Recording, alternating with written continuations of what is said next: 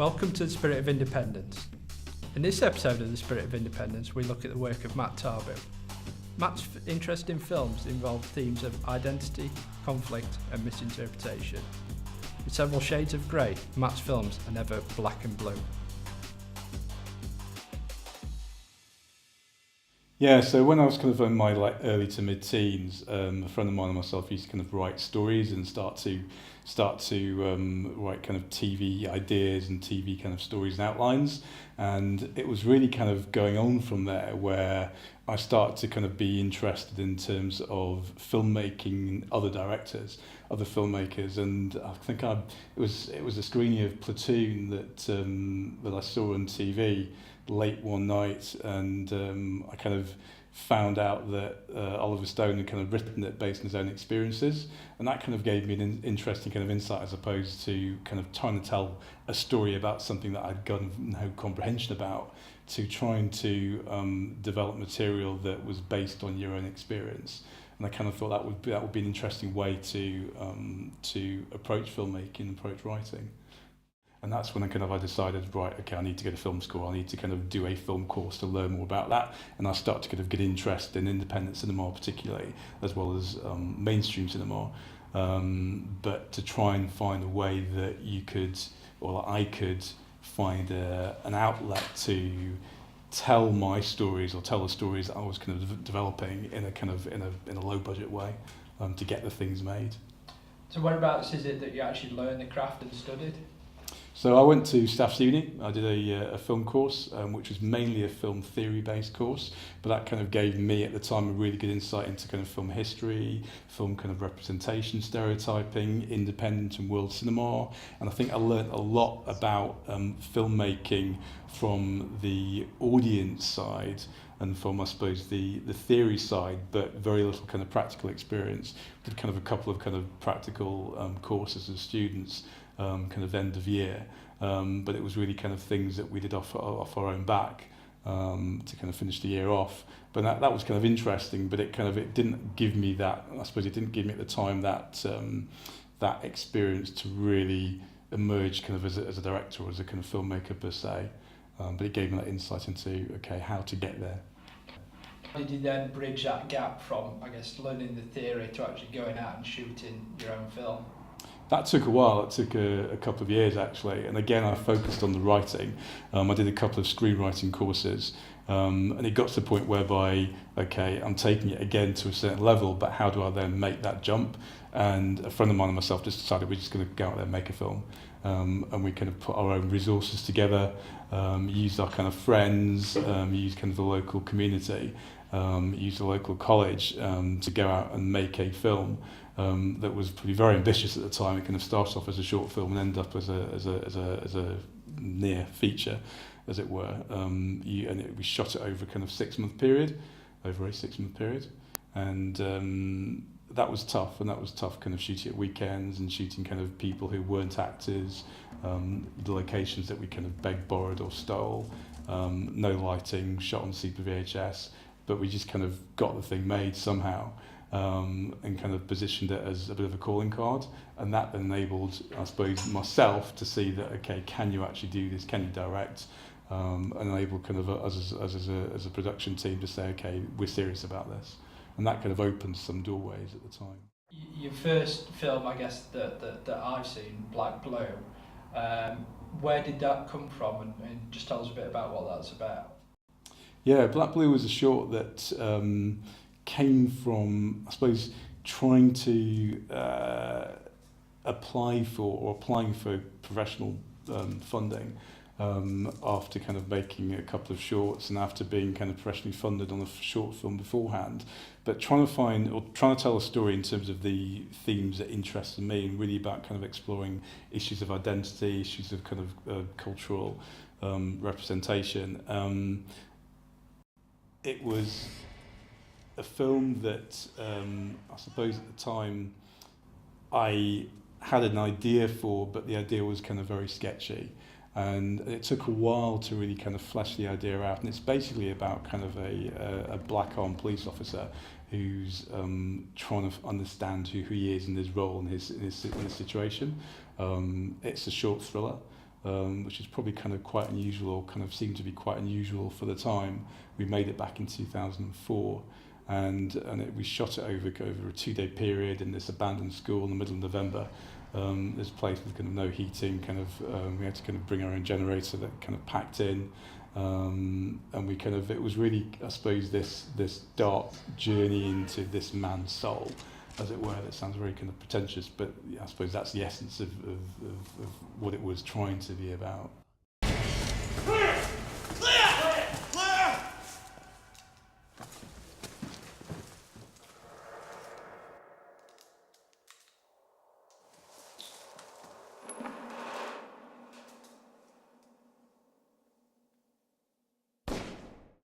And I think obviously it's titled Black Blue, and a lot of the lighting reflects that side of things. What was the emphasis there? Was it the blue that you associate with police, and the black his race? Was that what? Exactly. Yeah, exactly. And we had a different title beforehand, but the title didn't really work in the context of the story, and so we decided to kind of change it, and ended up with kind of the title Black Blue, just to keep it kind of as simple as possible.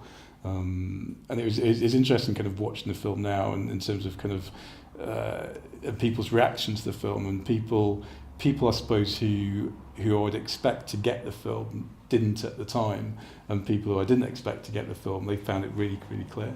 So it was an interesting, I suppose, experiment at the time, dare I say it, but one that was I think it was a bigger story than we ended up with.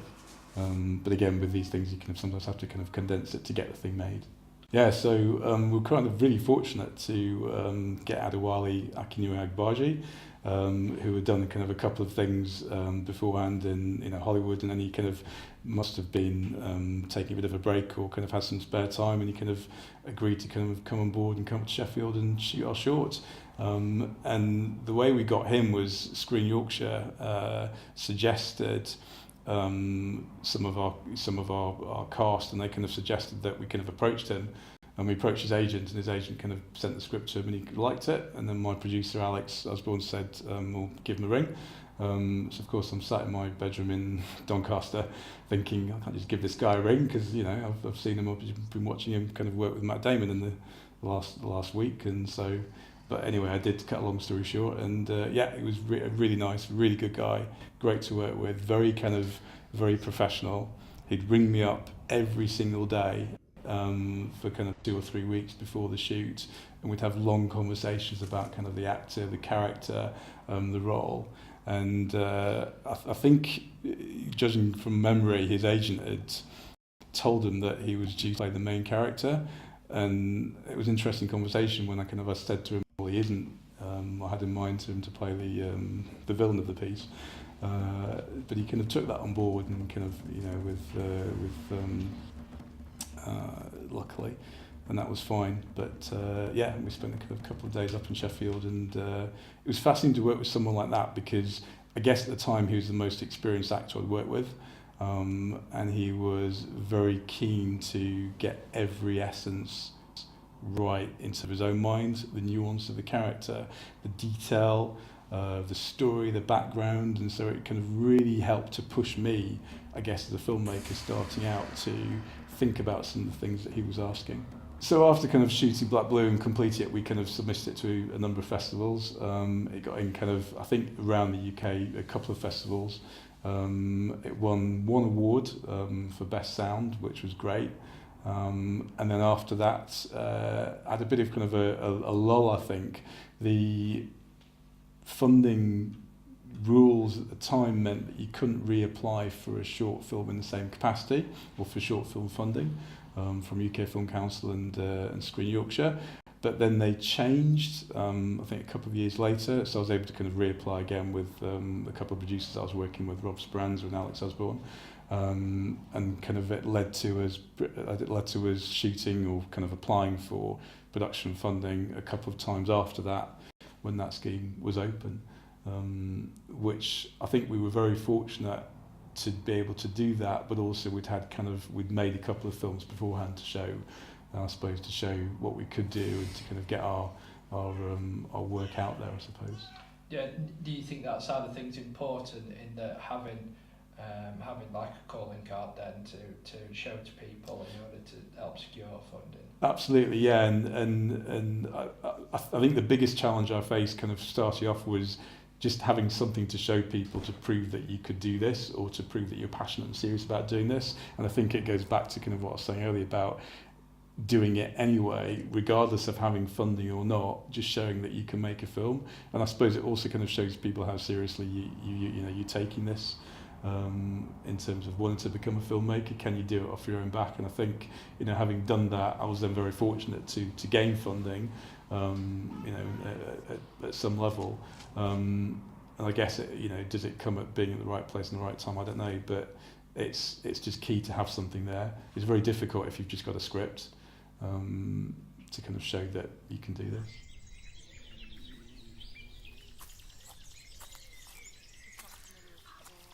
It is, Linda. Just round that corner you'll find the car. No, I don't recognise it. Why would you recognise it? It's just a bunch of trees. Stay on the path, Kevin. No, I'm quite good at remembering these things, and I definitely do recognise this path. Yeah, well, I'm quite good at not getting us lost, so can we just try Oh, it? yeah, right. Look, just... They don't all look the same. I'm good at trees. Oh, yeah. Yeah, I do trees. You're good at... Oh, praise the Lord. Regards Into the Woods, again, it's something that deals with identity and sort of, I guess, misreading. Whereabouts did the idea for that come from? That was kind of conceived really quickly, and it was when I think the UK Film Council changed the rules in terms of being able to reapply again in the same capacity, and I didn't have an idea at that point at all to apply with, and so kind of I put a call out via my producers to look for other scripts, and kind of I got sent a lot of stuff, but never having directed anyone else's script before, I guess I was a bit nervous about doing that and really kind of getting to grips with material that I found interesting, fitted kind of the stuff I wanted to do. I need to write something here, and luckily I kind of came up with the idea really quickly, and it was really about what happens in the moment of crisis and how kind of things can be misinterpreted, as you say, very quickly, that can lead to a very kind of dire ending, I suppose. And from there, was it Into the Woods that did you win an award for, or is that? Yeah. So it, again, with Into the Woods, we kind of submitted it to a number of festivals. Really fortunate about how that was received. And again, it was kind of a short thriller. I didn't specifically kind of set out to make kind of short thrillers, but kind of those two, particularly in Black Blue and Into the Woods, have kind of ended up that way. And I think with Into the Woods, I really wanted to kind of tell a thriller in daylight, and really focus on kind of, I suppose, the dynamics of a story kind of from the human aspect, the relationship, how this argument kind of escalates and becomes kind of quite fatal. Вара да съм колету, разумете? Кола, разумете ли? Хайде! Mum, tell him I'm sorry. But you touched him. Mali, ma, stay so daleko ode mnie. Polish.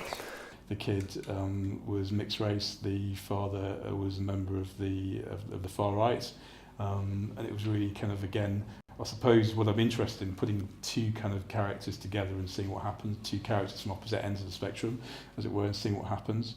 So you've got this kind of interesting dynamic that takes place when that happens. Or at least kind of that's something that I was interested in exploring.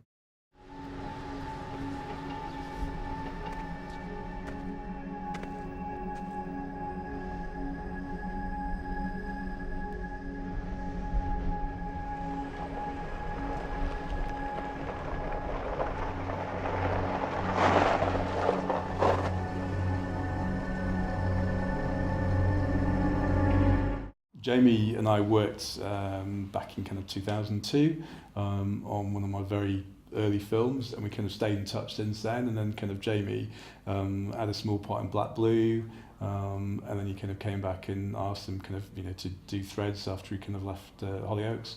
And it's great to work with Jamie because it's really good to work with someone that you know and you've worked with before, because then you get a sense of how each other work, and it kind of becomes like shorthand. Jamie's a fantastic actor, and we always kind of want to work together, or at least I always want to work with him where possible. And he's doing kind of a lot of work in TV at the moment. So with Threads, were you dealing with a bigger budget as well when you were working? Yeah, so I think Into the Woods and Threads had roughly about the same budget, so kind of 8 to 10 grand. I think we applied for a bigger budget for Threads, but we weren't successful, so they offered us kind of the opportunity to do this, and we kind of took it. But it meant that we had to kind of really be focused on what we were doing in terms of kind of locations, casting, cameras we shot on, to really kind of put, I suppose, all the budget to work to good use. And it's tricky. I mean, I suppose you kind of think, well, that sounds like a heck of a lot of money, and it is, but it's surprising how quickly that gets eaten up, especially when you kind of move in locations, when you've kind of got a lot of crew, a lot of cast, and you're trying to do as much as you can to make the thing look as effective or cinematic as possible.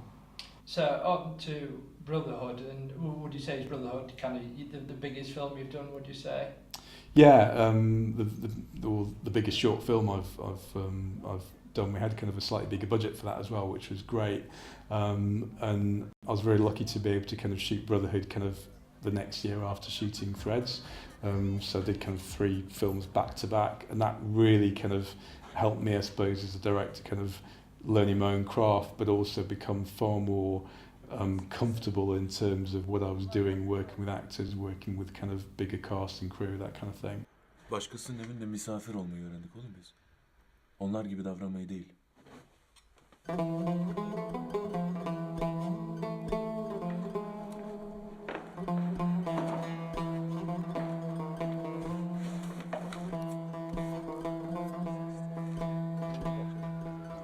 Where are you from?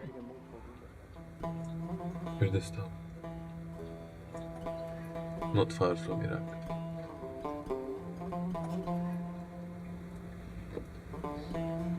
My brother and me, we tried hard to stay. You best wait here. And Brotherhood is about 2 Kurdish brothers who are living in the UK as immigrants, and they're very different characters. To put it very simply, one's the good brother, one's the not so good brother, as it were, and they have this clash that they then have to kind of work out how to reconcile each other's positions and understand kind of where each other are coming from and find some sense of peace. And it really began as a different project in terms of, I suppose, what really kind of irritated me in terms of how some people perceived immigrants in this country. And I really wanted to kind of tell a story kind of from their point of view, but that kind of felt a bit worthy. So I kind of came back to something that was kind of, I suppose, more personal to me and my own brother's relationship when we came to live in the UK, because I grew up in Kenya for the first part of my life. And so Brotherhood is really about how these 2 very different brothers find a way to kind of get along. With Brotherhood and with Black, Blue and Threads and Into the Woods, a lot of what I picked up, again, you mentioned about identity, and I think it's recurring throughout the films, but also it's about putting people in situations and I guess compromising situations and seeing how that plays out. Is that something consciously you like to do, almost like drop a character in a situation and see what happens? Yeah, absolutely. Kind of really putting people in out of their comfort zone, and that's, I suppose, where I've been able to kind of find the drama. I suppose it ties into your own kind of feelings about how uncomfortable you might feel when you're out of your comfort zone personally, and it was really about, I suppose, subconsciously finding that those are the stories that I was attracted to, or those are the stories that I felt I could have a stab at writing. I understand you're looking at making a feature film now. Can you tell us a bit about the feature film and where that's come from? Yeah, so I've been kind of developing a feature idea for the past couple of years since Brotherhood, and it's really kind of the feature version of the Thread story, but told from a slightly different point of view. And I think one of the challenges I've had with that story is how to make it work in a way that is believable, but also that I'm not kind of going back and telling the same stories I've done in the short. I want to kind of do more than that, and I think what I've found is that story has far stronger parallels, I guess, to my own kind of background and upbringing than I've perhaps realised in the past.